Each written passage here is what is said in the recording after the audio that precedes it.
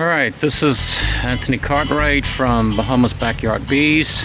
I'm here looking at a beehive that's actually in an old chicken coop off Carmichael Road. And it's a quite healthy hive. Okay, they're not aggressive. They're not too aggressive. The owners were clearing out this land and they pushed the chicken coop down. The bees kind of attacked them and they had to stop. And so this is how it looks.